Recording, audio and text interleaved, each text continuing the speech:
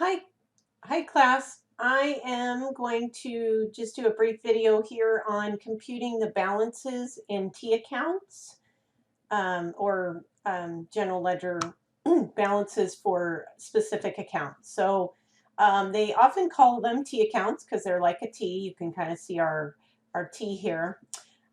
Each account, such as cash and accounts payable, has its own account where you keep track of the different transactions that affect that particular account. In order to do our month-end financial statements, or our trial balance for that matter, that helps us prepare for our month-end financial statements, we need to know the balances in our T accounts. And it's an important skill as we move forward in accounting to know how to compute balances in T accounts. So you'll see here I presented the accounting equation up top here, which is assets equal liabilities plus owner's equity. That's our fundamental accounting equation, and it will come into play as we learn many topics in the course. So first off here, I have given a couple of examples of T accounts, one being cash and one being accounts payable.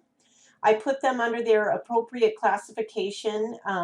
Cash is an asset, liability is, or accounts payable is a liability.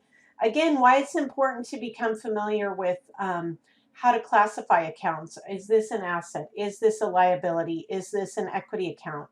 Because the rules are different depending on what type of account it is. Okay, so cash is something you own, and it is an asset. So to find the balance in cash, a lot of times there's a lot of things going on in cash. A lot of debits, which is our left side of the account, and credits, which are the right side of the T account here. So there's lots of debits, which are pluses of cash, and lots of credits, which are when we're minusing cash. Think of it as debits, or where you're depositing cash. Credits, we are, writing checks or withdrawing cash. So debits make an asset, any asset, go up. Credits make any asset go down. That works for any asset, not just cash. So when we compute the balance in our T account, especially when there's a lot going on here, I'm going to go ahead and put another border, bottom border on here to kind of show that I'm doing a total. But we can do what's called foot. And we can foot the debit side of the account, which is all of the debits added together. So you can see here I'm adding all the debits. And all of the debits together here is 11,000. And then we can do what's called footing the credit side, which is adding together the credits in the account. You can do this on a calculator or using Excel like I've done here. And you can see when we footed the account, we got 11,000 worth of debits and 3,000 worth of credits. But that is not the balance of the account. The balance of an asset account is where we're going to take all the plus and then subtract all the minus. So our final balance here is going to equal all of our debits minus all of the credits. So our ending total here is going to be 8,000. And so I'm just going to, there we go, double underline it so you can see that our balance here of cash would be 8,000. And that's all you do. Add up the debits, add up the credits, and subtract the credits from the debits. That's an asset account. A liability account, because it's on the opposite side of the accounting equation, a liability account has the exact opposite rules. So the debits are actually minuses and the credits are pluses. And the same thing for owner's equity accounts, because it is also on that side of the accounting equation.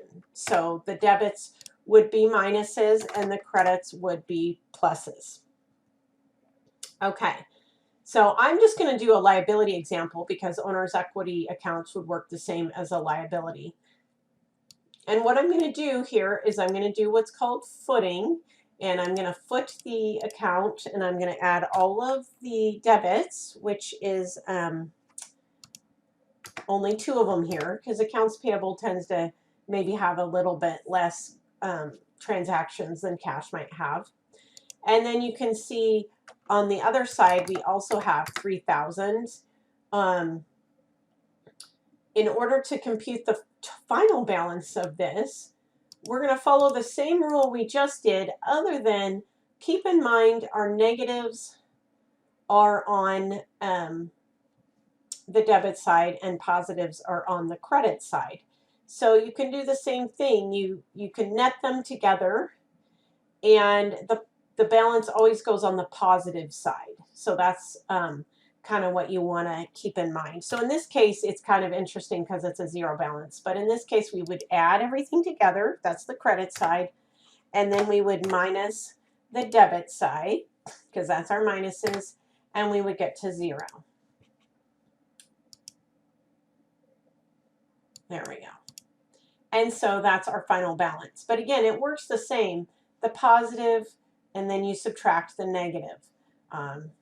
But it is exact opposite, since it's the opposite side of the equation here. So there we have just another thing to keep in mind. The normal balance of an account is always the positive side. So again, you always have that final balance sitting on the positive side of an account. So you'll see that with cash and with liabilities.